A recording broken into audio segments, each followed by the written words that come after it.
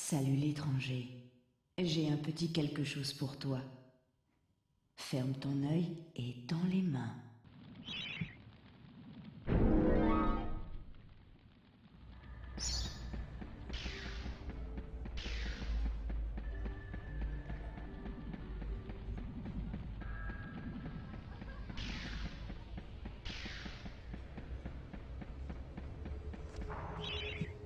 Le niveau suivant est sans doute le plus difficile du jeu. Parce que les ennemis ils sont les plus forts, parce que ils y repoussent si on les tue pas comme il faut, et il y en a qui repoussent de toute façon. Et puis il y a beaucoup de difficultés avec les plateformes, parce que si on tombe, on meurt pas, on perd une fiole de vie et on se retrouve à l'étage inférieur et il faut faire tout un circuit pour remonter. Enfin, vous allez comprendre.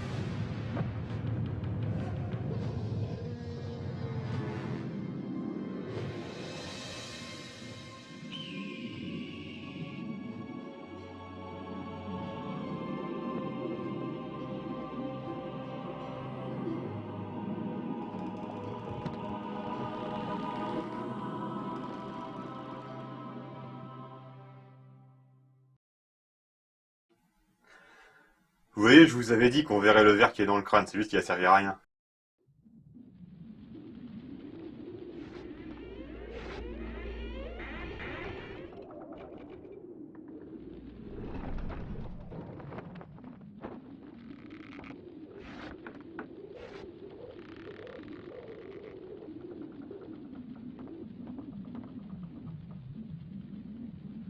Capitaine, j'ai pensé que vous devriez être informé de la présence d'un passager clandestin à bord. J'ai dit aux hommes de fouiller les ponts à sa recherche. Bien. Je veux voir cet ignoble chien pendre à la vergue par ses boyaux. Est-ce vraiment nécessaire?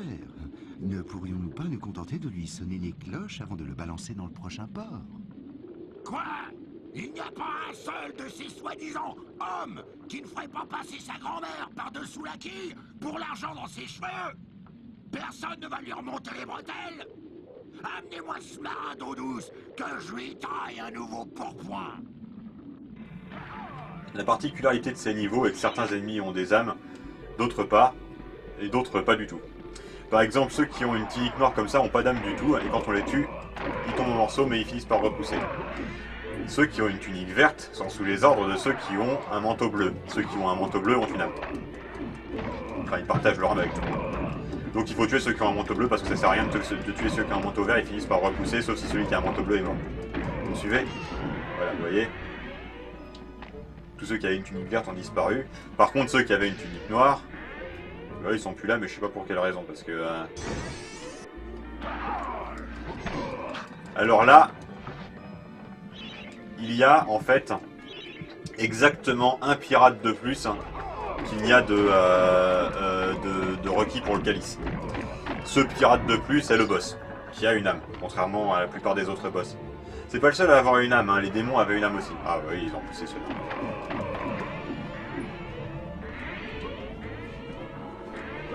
Vous voyez là, par exemple, on peut descendre ici, hein, et ça sert à rien. Il y a des fois où ça sert, enfin d'autres endroits où ça sert, mais vous voyez, ce que je voulais vous dire tout à l'heure, c'est qu'on peut tomber par inadvertance, et que si on tombe par inadvertance, la plupart du temps, on est obligé de se taper tout un étage pour revenir au début de l'endroit où on est tombé par inadvertance. C'est-à-dire qu'on peut tomber indéfiniment, devoir faire le truc à chaque fois, et c'est bien chiant. On va pas tenter le diable. Je n'ai pas réussi. On peut pas tomber. On peut pas tomber par-dessus bord, ça par contre, c'est déjà ça. Ceux comme ça sert à rien de les tuer, ça n'a aucun intérêt.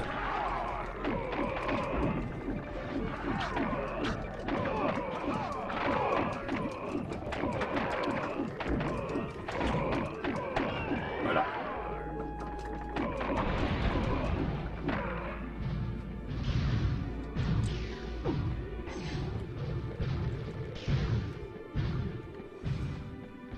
Le truc suivant, il faut tomber au moins une fois. Parce qu'il y a un pirate bleu au fond du gouffre. Vous voyez? Il ne faut tomber qu'une fois parce que sinon on est obligé de s'en retaper tout. Plusieurs fois. Voilà. Le chef des pirates est un boss assez chiant en ce sens qu'on peut pas l'attaquer directement. Il faut lui tirer dessus avec des canons. Il faut allumer les canons avec notre massue. Et il y a un angle à respecter et c'est pas si évident que ça, enfin vous allez voir. Quand on a pris le bon rythme, c'est gagné si vous voulez. Hein. Et pour acquérir le bon rythme alors qu'on l'a pas, c'est loin d'être évident.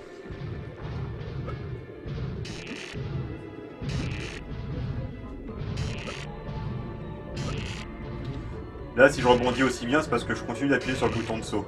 Si je n'appuyais pas sur le bouton de saut, je ferais des petits rebonds. Voilà. Là, par exemple, je peux aussi tomber. Dans ce cas, je perds un flacon de vie et je dois me taper tout l'étage. Mais il n'y a plus de raison parce que, en fait, c'est le même étage que le précédent. Et ça nous fait revenir au tout début.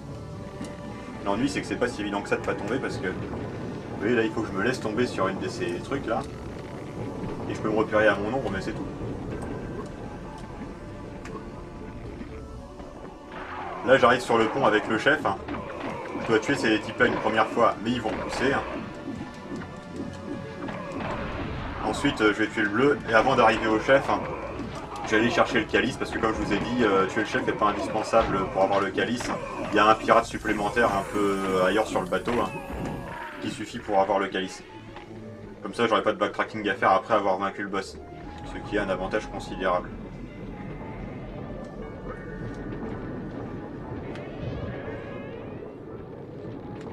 Ah zut, je suis pas dans le bon angle de caméra. Bon, au moins on y arrive quand même.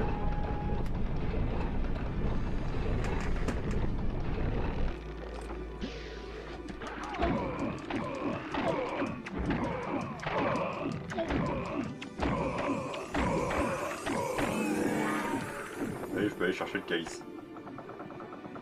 Attendez. C'est une plaisanterie. Je vous explique après.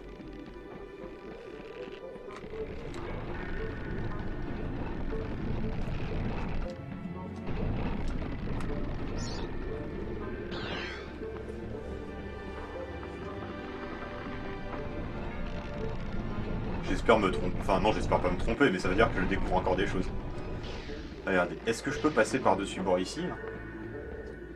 Oui, je peux. J'ai toujours cru qu'on était obligé de revenir sur ses pas pour retourner au pont.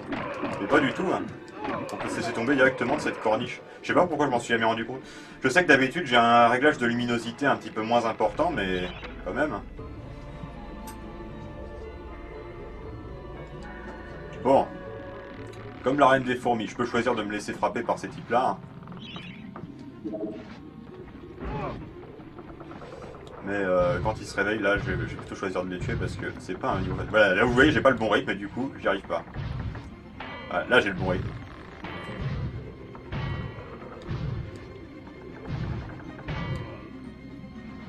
Bon, les gars se sont même pas encore réveillés, je sais pas pourquoi. Normalement, ah voilà. Mais là, comme je suis assez avancé dans le boss, je sais pas si... Et que j'ai le bon rythme. C'est dommage de renoncer au rythme pour tuer les petits fantômes, si vous voulez, les petits pirates. Si vous voulez. Mais bon, là, vu que j'ai plus le bon rythme de toute façon.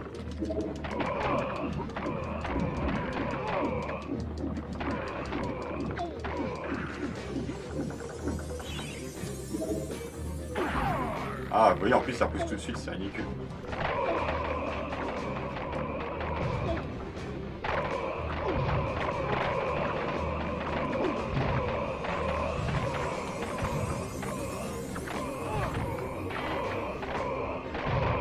Un coup et puis c'est bon.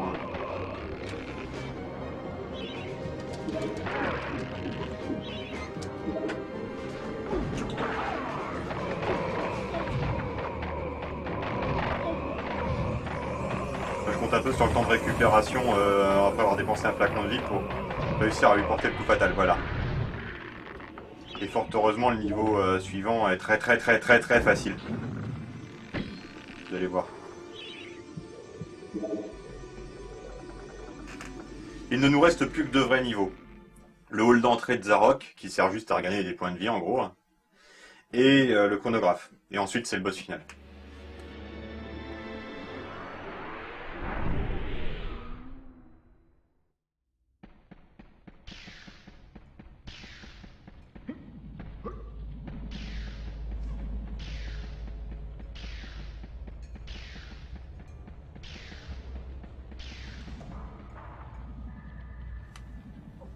Il va nous donner du pognon. De retour, Herr Fortesque. Je crois bien que c'est à grâce de mon bouclier, hein? Mais j'ai autre chose à te donner. Quelque chose qui pourrait fortement t'intéresser.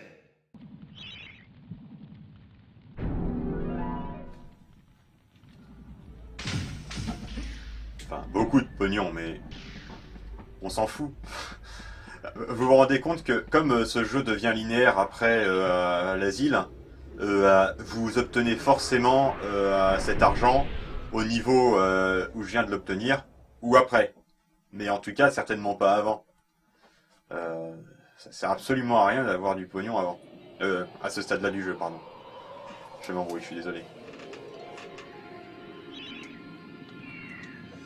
Hall d'entrée, comme je vous ai dit, c'est extrêmement simple. Le seul inconvénient est qu'on doit faire du backtracking pour récupérer le calice. Enfin, c'est la rançon du succès. Ah, ça a quand même un intérêt, c'est qu'on va voir les lieux visités dans la cinématique de début.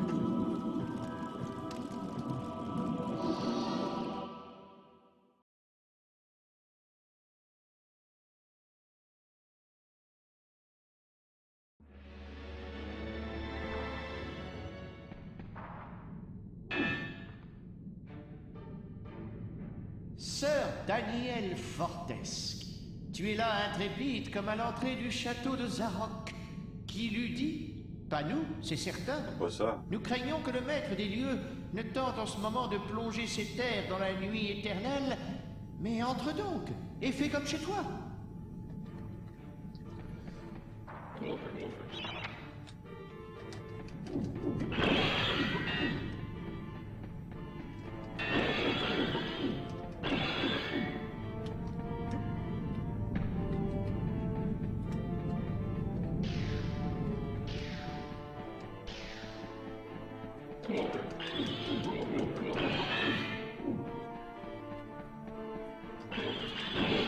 C'est beaucoup plus coloré que dans la cinématique, mais vous allez voir, c'est la même bibliothèque avec le rideau d'eau.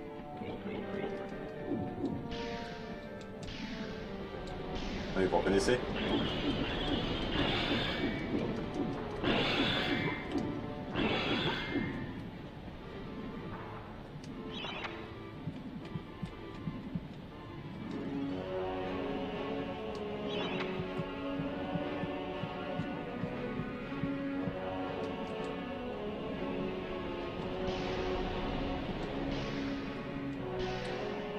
Bon, Fortesque avait quand même quelques qualités rédemptrices. Il croyait au droit du cadavre.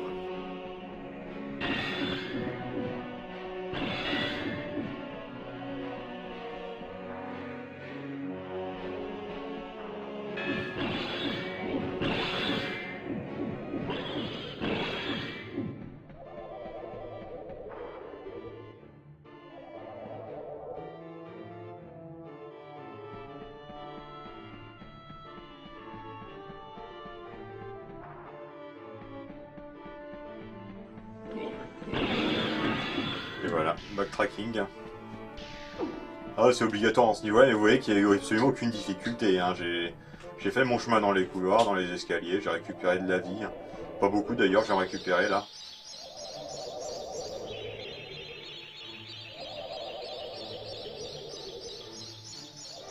Une fontaine de vie correspond en gros à 2 flacons, je vous l'ai pas dit, mais en gros c'est ça. Enfin c'est pas en gros, c'est exactement ça, c'est 2 flacons.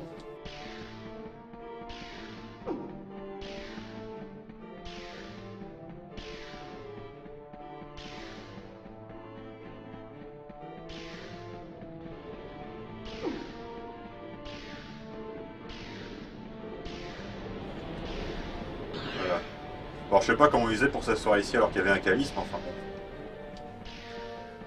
Ou alors il s'asseyait sur le calice. Faudra que je fasse attention un jour sur quoi il est assis, mais je crois que c'est une chaise normale.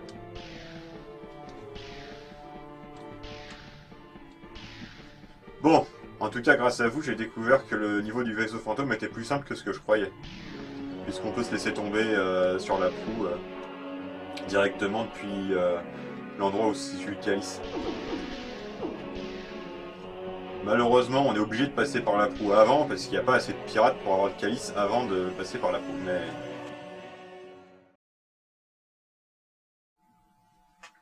avant-dernier hall des héros, un flacon de vie. C'est pas le dernier flacon de vie qu'on trouve dans le jeu, il y en a un dans le niveau du chronographe qu'on va faire là maintenant. Qui va nous apprendre à lire l'heure.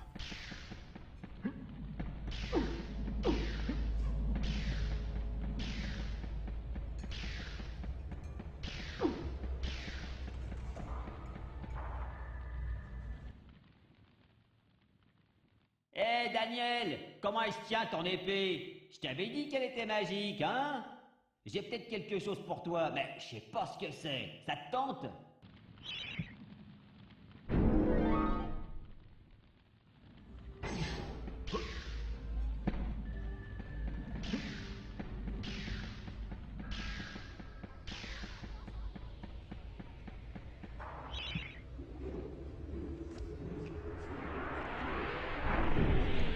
Si on fait n'importe quoi avec les sauts dans le niveau suivant, il y a moyen de perdre ses points de vie assez rapidement.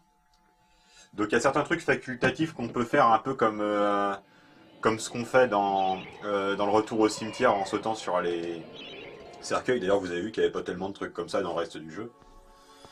Mais là on va pas les faire parce que franchement, je vous montrerai où c'est mais...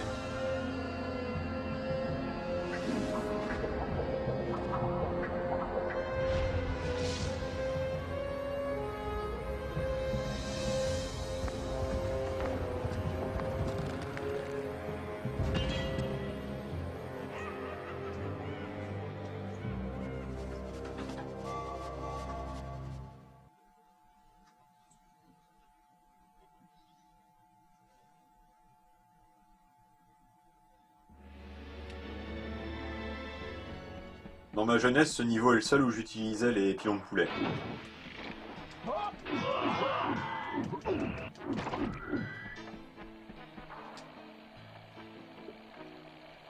Grâce à la magie noire qu'il appelle science, Zarok a mis au point un procédé basé sur la mesure mécanique du temps. Les entrailles de ce chronographe sont d'une complexité diabolique. Surveille les pendules volantes et prépare-toi à régler les aiguilles de la grande horloge. En gros, vous devez régler l'heure de la grande horloge pour ouvrir des portes. Il y a 2 portes qui fonctionnent comme ça j'en ai la certitude, peut-être qu'il y en a une troisième, je me souviens plus exactement. Mais en tout cas, il y en a une qu'on peut pas activer tout de suite, enfin qu'on peut activer tout de suite mais ça sert à rien parce qu'il y a des champs de force et qu'il faut les désactiver. Je vous disais qu'on pouvait perdre des points de vie bêtement dans ce niveau-là.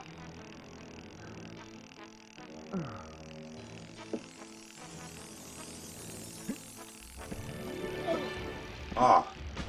Si vous vous faites déstabiliser par les aiguilles, c'est un peu...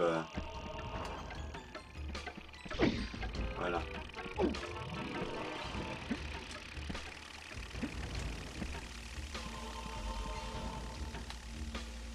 Bah on l'a eu en tout et pour tout 3 fois, hein, la rune argentée.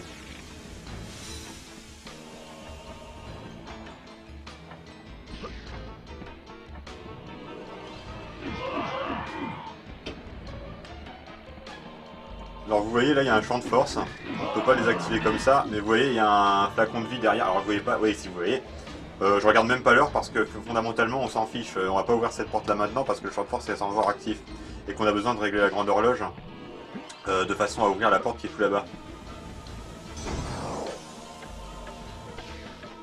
Et il est, ça change à chaque fois qu'on joue ça. Ok, il est 5h moins le quart.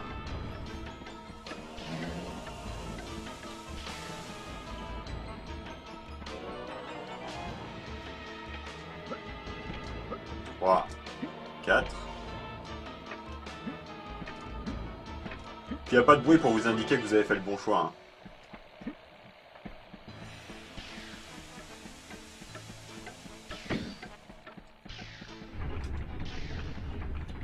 Alors je vais désactiver le champ de force tout de suite pour récupérer le flacon de vie parce que sinon ça va me frustrer.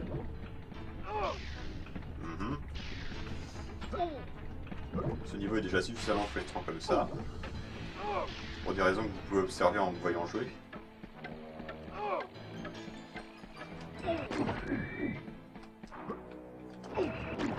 Voilà, les champs de force prennent leur source ici. Hein, et c'est parce que le circuit électrique est bien fermé comme il faut. Hein, mais s'il ne l'était pas, ça ferait ça.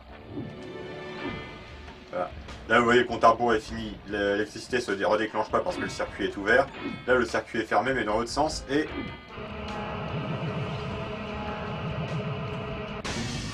Et voilà. L'impact n'a pas supporté le changement brutal, etc. etc. Alors, ici vous avez une plateforme qui bouge et en bas vous avez un truc sur lequel vous pouvez sauter mais pas depuis ici, depuis là-bas, rien. Je fais n'importe quoi, excusez-moi. Je vais attendre que la plateforme revienne parce que... Voilà. Voilà, en fait, j'ai besoin de la rune, donc de toute façon je peux pas faire ça. Je vais vous montrer ce dont je parlais. Je parlais de la plateforme qui est en bas et c'est juste pour du pognon, ça n'a aucun intérêt, je risque de me foirer et j'ai pas envie, alors je vais pas le faire.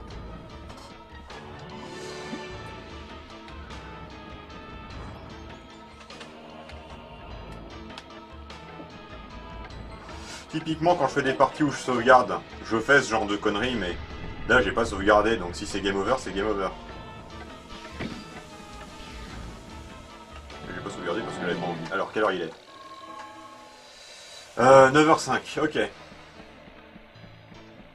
Et après, il faudra que je me souvienne de 5h moins le quart, parce que c'est pas parce que je l'ai ouvert une fois qu'elle va rester ouverte.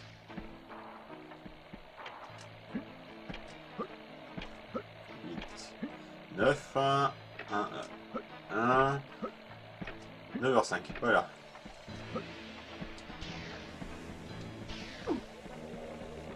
Et voilà.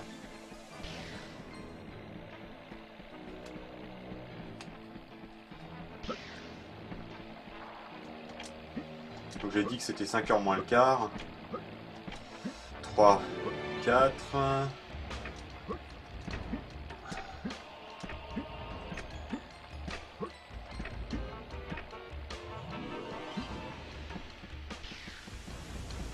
Oui, l'autre s'est refermé quand j'ai changé la pendule.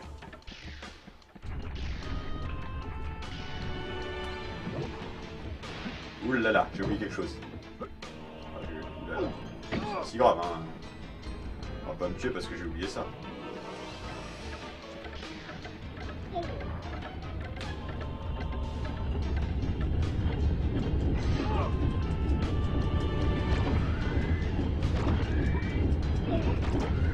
Vous avez besoin de 2 runes à ce stade-là du niveau parce qu'il y en a une pour ouvrir la porte qui mène au train et une pour activer le train. Enfin, pas vraiment pour activer le train et pour ouvrir une des voies.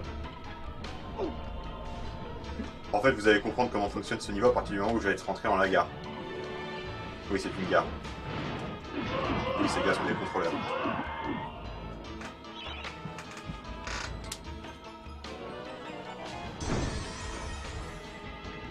Voilà, en gros, nous avons la rune verte. Nous allons pouvoir aller dans le chemin de la rune verte. Le chemin de la rune verte va nous donner la rune bleue qui va nous permettre d'aller dans le chemin de la rune bleue qui va nous permettre d'ouvrir cette porte. Et pour ça, il faut que je fasse tourner le train dans le bon sens. Et pour ça, il faut que je pousse le levier sur la plateforme. Et pour l'instant, il n'est pas dans la bonne direction.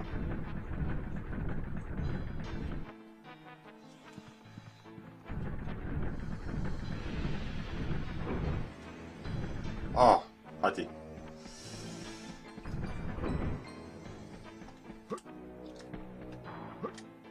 Et maintenant, je ne peux plus bouger du train. Par contre, si j'appuie sur croix, ça fait chouchou.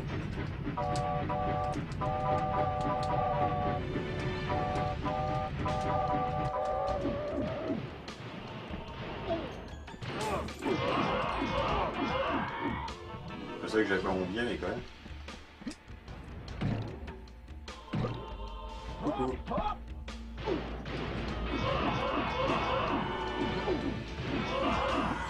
Vous voyez que je perds quand même pas mal de vie, donc c'est pas mal que la fille me donne des fioles à la fin parce que... Vous voyez, j'ai même pas pris le sac d'or, enfin bon. n'importe quoi. Et fondamentalement, on s'en fout. Hein. Alors, il y aura une fontaine de vie là où je me rends. Je veux pas dire au boss final, hein. Bien sûr qu'il n'y a pas de fontaine de vie au boss final. En revanche... Ah oui, vous pouvez vous demander pourquoi c'est si important que ça d'avoir beaucoup de vie au boss final. Ce boss final est un petit peu particulier. Il est en 3 phases, et la première implique d'avoir beaucoup de points de vie. Je sais pas comment on fait si on récupère pas les flacons, hein. Vraiment il n'y a aucun moyen. Vous allez comprendre. Lui meurt tout seul, d'accord, ok, très bien.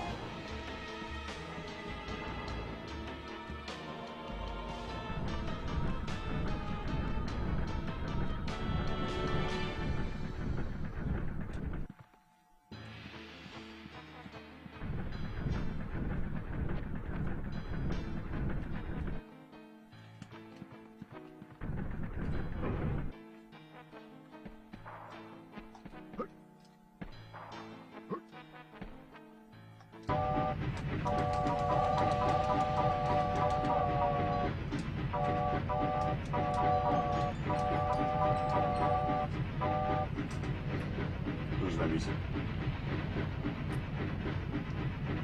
Normalement, il y a une fontaine de vie ici si j'ai bonne souvenance. Oui. Je peux aller chercher le calice.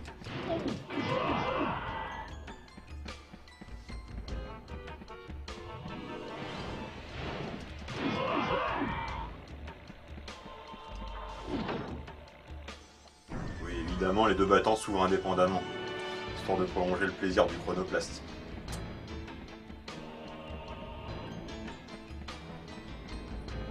On pourra pas dire que tous les niveaux se ressemblent quand même, hein, je vais dire.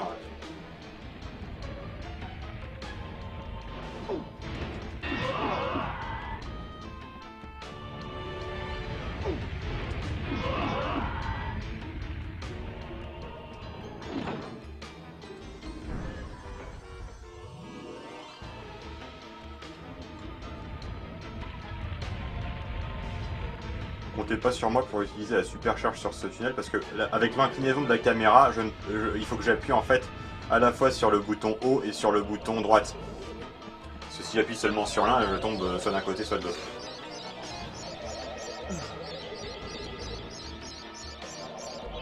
Il faut que je fasse du backtracking pour aller chercher le calice. Donc,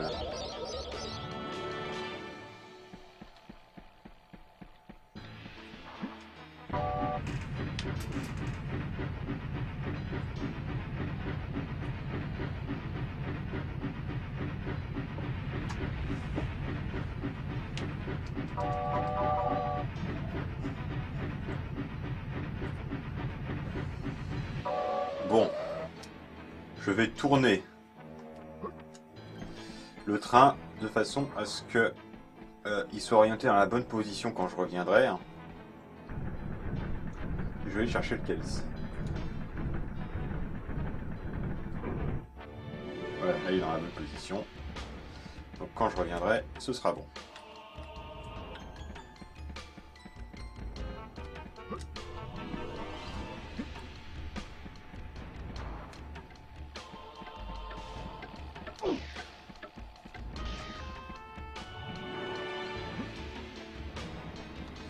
Donc comme je vous le disais, dans le combat contre le boss final, il est obligatoire de perdre un nombre très important de points de vie.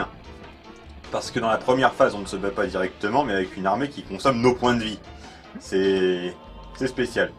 Je vous avais dit que dans certains coffres, il y avait des dragons, dans certains coffres, il y avait des massues, dans certains coffres, il y avait des boucliers, et que dans un coffre final, il y avait de la foudre. Et bah, vous allez voir à quoi sert cette foudre, et vous verrez, c'est pas piquer des hannetons.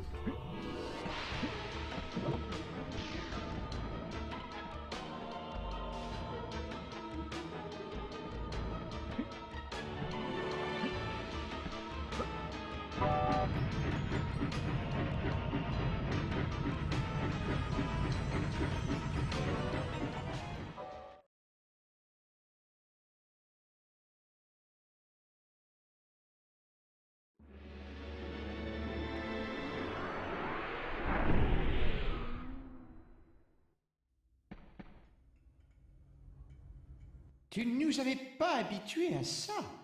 Ta destinée te réserve peut-être une place de héros. Peut-être pourras-tu vaincre Zarok.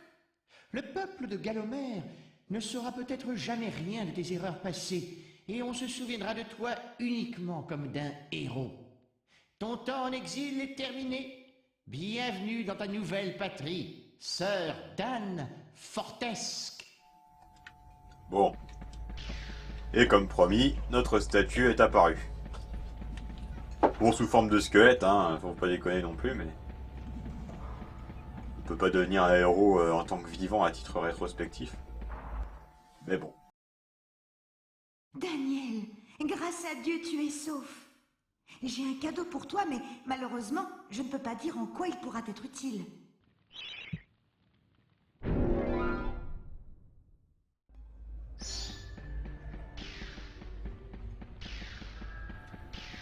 Bon, il me manque 3 flacons.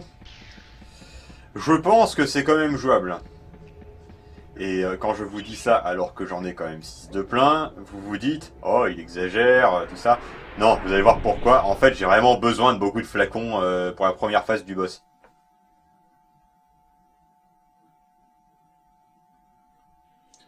Enfin, il y a une stratégie pour tricher un peu en se servant du temps de récupération quand on perd un flacon, mais...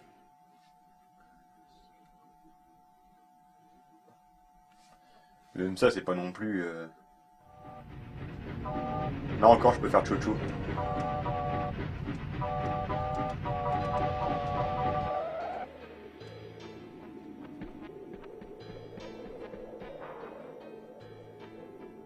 Nous ne te croyons pas capable de parvenir jusqu'ici. La rencontre finale avec Zarok t'attend à partir de maintenant. Il s'est entouré de ses gardes du corps surnaturels, mais tu peux encore faire pencher la balance en ta faveur en appelant les âmes perdues rassemblées dans ton calice. Place-le sur le bouclier au centre de l'arène. Que la chance soit avec toi, Daniel Fortesque. Oui, ça sort un peu du cul, mais enfin bon, c'est comme ça. Hein.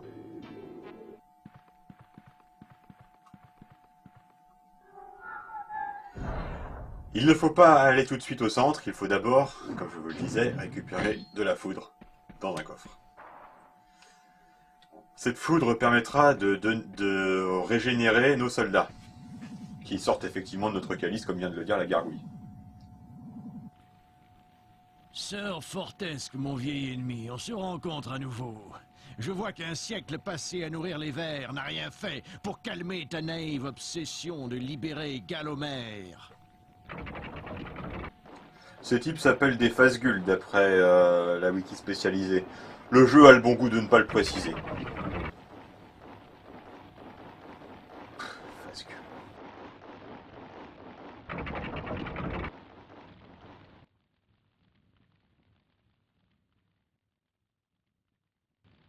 Pareil à l'attaque, guerrier? Je veux voir les chiens gratter la moelle de ses os dans l'heure qui suit.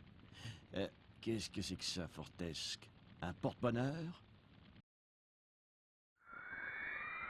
Le problème étant que nos soldats sont beaucoup moins forts que les serviteurs de Zarok. Ils sont aussi nombreux, ils vont se battre au corps à corps contre eux, hein. Et tant qu'ils seront 1 contre 1, ils seront défavorisés. Donc je dois les régénérer en permanence. Pour l'honneur de Galomer! Pour que seuls les soldats de Zarok puissent perdre des points de vie. Plus mes soldats sont mal en point, plus ils deviennent rouges.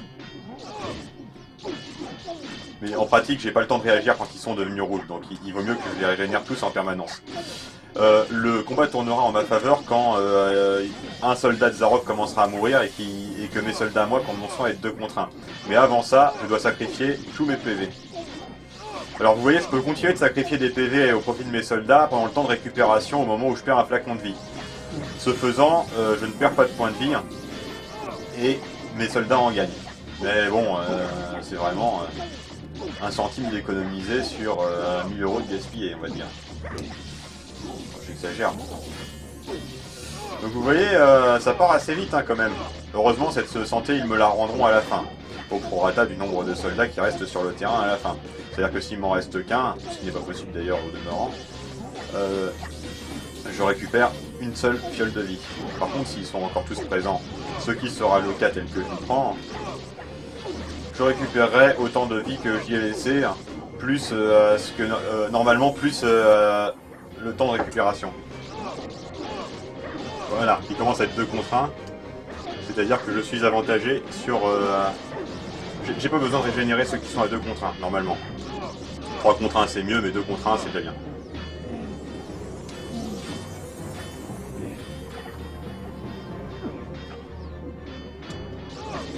De toute façon, j'ai plus beaucoup de points de vie, comme vous pouvez le constater.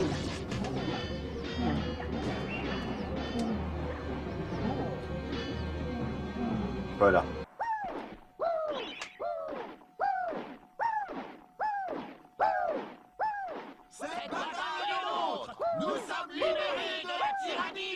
Comme vous le voyez, je peux bouger pendant la cinématique. C'est mieux de récupérer les fioles de vie avant que la deuxième phase du boss apparaisse. Le problème, c'est qu'il faut que j'arrive à me repérer par rapport à là où je suis censé être, et c'est vraiment pas si évident que ça, donc... Vous voyez, je me vois pas, donc... Ah si, je vois où je suis, voilà. Voilà, je vois où je suis.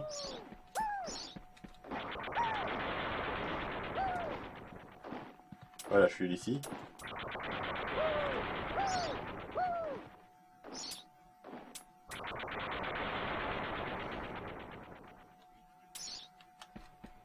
Voilà. Tu as toujours eu de la chance au combat, Fortesque. Montre-nous comment tu te défends contre mon champion, le défunt Lord Cardoc. Les individus de ton espèce, ils les croquent comme des cachets de calcium. Des cachets de calcium. Et apparemment, lui non plus est pas au courant qu'on est tombé à la première volée de flèche.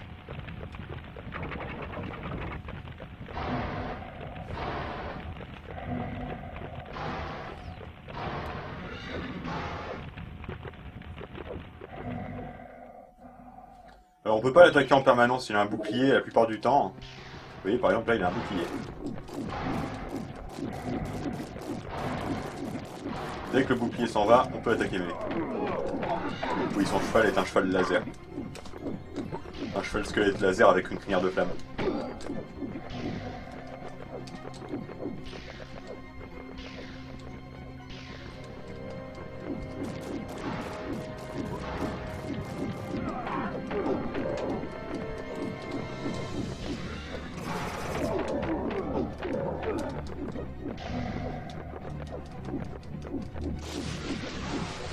Heureusement, quand il commence à faire ça, c'est un peu emmerdant.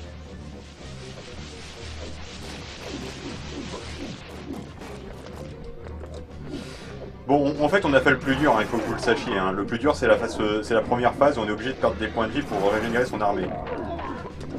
Si on a géré ça correctement, en principe, il n'y a plus tellement de soucis. Le boss final est peut-être un peu impressionnant visuellement, mais franchement, il est vraiment pas très fort. Voilà. Par le boss final, je veux dire la troisième phase. Hein.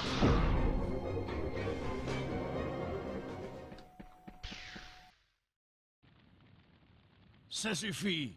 J'en ai assez de toi et de ton impertinence.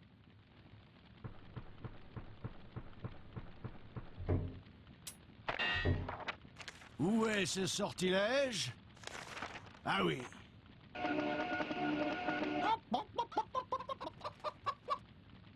Non, pas celui-là. Non, je n'ai pas de commentaire. Oh! Oh non, pas maintenant. Ah, je le tiens.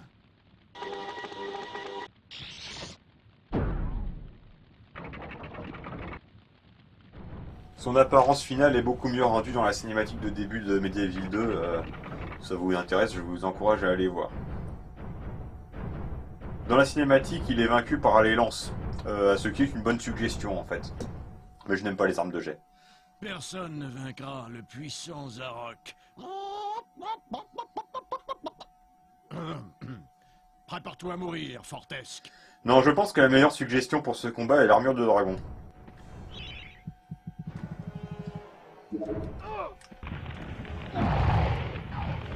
voyez le nombre de PV qu'il a perdu rien qu'avec une attaque? Je peux continuer de le pousser comme ça, vous voyez.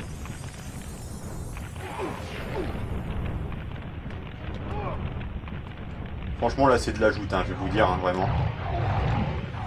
Vous avez suffisamment de points de vie pour vous permettre de faire de l'ajout avec Zarok.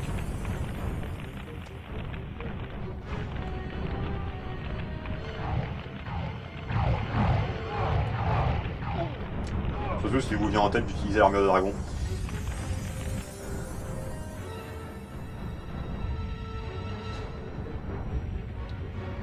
Enfin, faites ce que je dis, faites pas ce que je fais, hein, comme vous pouvez le voir.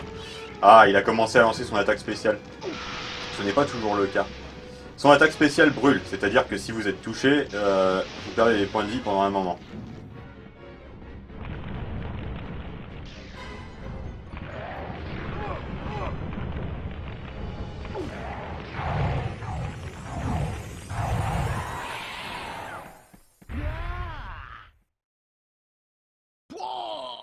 Maudit sois-tu, chevalier.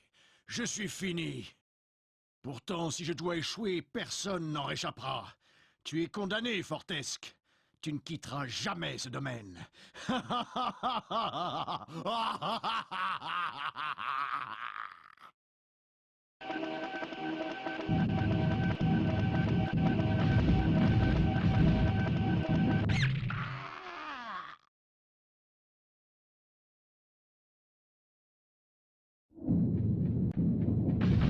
Oui, c'est pas esthétique de finir le jeu avec cette armure-là, mais enfin...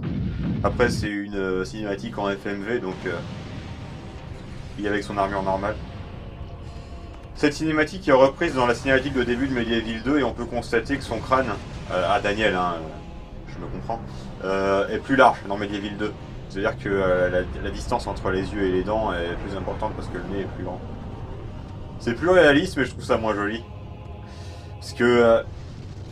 l'humour, pris avec de gros guillemets de ce jeu, se base sur l'absurde dans l'ambiance. Plus les choses sont bizarroïdes, finalement mieux c'est.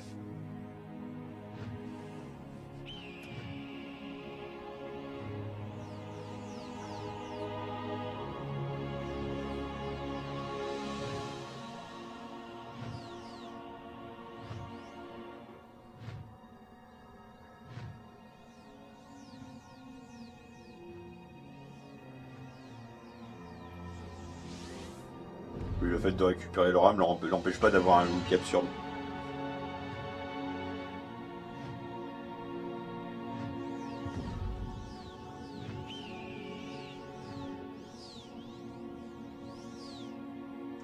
Quand vous ne récupérez pas tous les calices, la cinématique se termine comme ça et vous passez directement au crédit de fin. Daniel ferme l'œil et il est content et voilà. C'est une bonne fin, hein. Bon, la séquence supplémentaire est pas mal non plus.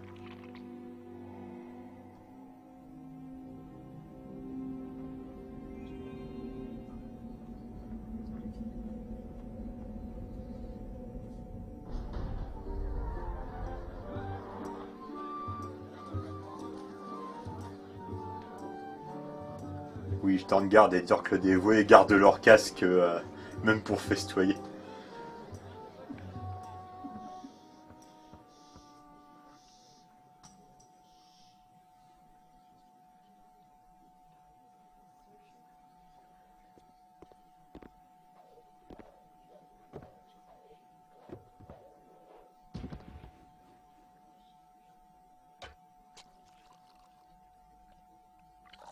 Oui, on se demande un peu comment il fait, mais enfin bon.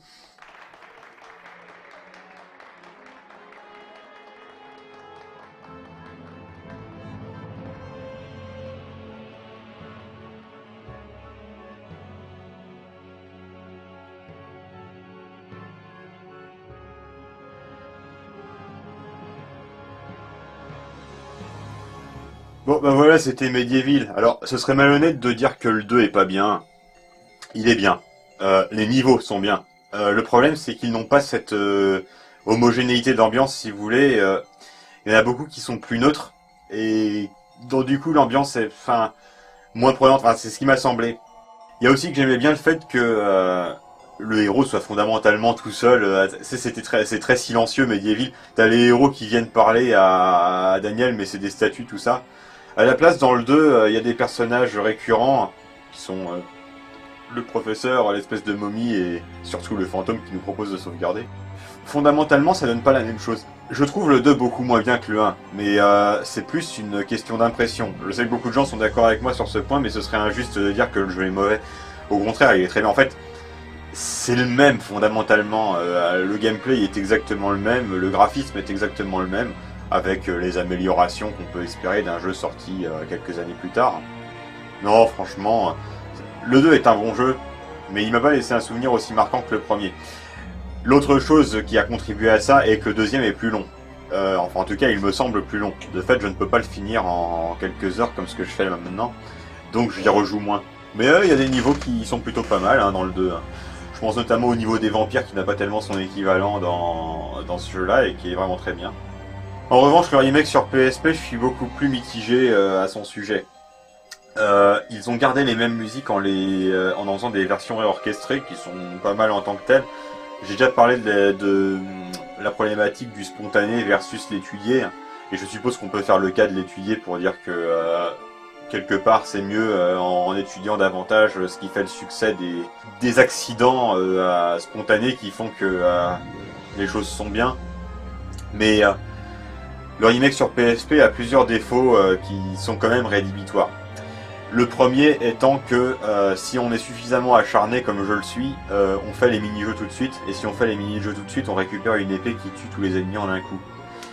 Et ça supprime l'intérêt de récupérer tous les calices pour finalement se retrouver avec l'épée magique, puisque l'épée qu'on récupère au terme des mini-jeux est plus puissante que l'épée magique en tuant tous les ennemis en un coup. D'autre part, l'humour qui se veut le même est un humour qui est beaucoup plus... je dirais pas qu'il est premier degré, je dirais qu'il s'affirme lui-même comme de l'humour. Quand les personnages du hall des héros parlent à Daniel, jamais ils ne précisent dans leur dialogue qu'ils sont des blagues ambulantes. C'est juste que le spectateur est suffisamment intelligent pour s'en rendre compte. Dans Medieval Resurrection, ils précisent qu'ils le font exprès, c'est de l'humour façon Animaniacs, ce qui se vaut en tant que tel, mais ce qui n'est pas adéquat pour l'ambiance gothique, grotesque de Medieval. Mais le 2 n'a pas ce défaut-là. Le 2 a comme défaut objectif d'avoir un fantôme qui nous demande si on veut sauvegarder dans les niveaux en 2 parties, et de ne pas avoir de hall des héros, d'être plus long, et d'être une suite après fin fermée. Les règles du jeu vidéo sont pas les mêmes que celles de la fiction qu'on regarde. La fiction à laquelle on participe, comme celle des jeux vidéo, je vois bien en jouant 10 fois à des jeux comme Medieval que c'est pas la même chose de découvrir un niveau que de l'avoir fait 10 millions de fois et du coup de le faire quasi mécaniquement. C'est bien de découvrir, et dans ce cas-là ça peut faire le cas des suites pour les jeux vidéo, c'est pas du tout la même chose. Mais fondamentalement, Medieval était fait pour être ce qu'est Medieval, et pas pour être ce qu'est Medieval 2. Mais Medieval 2 est un bon jeu, simplement moins bon que Medieval, sans doute pour cette raison.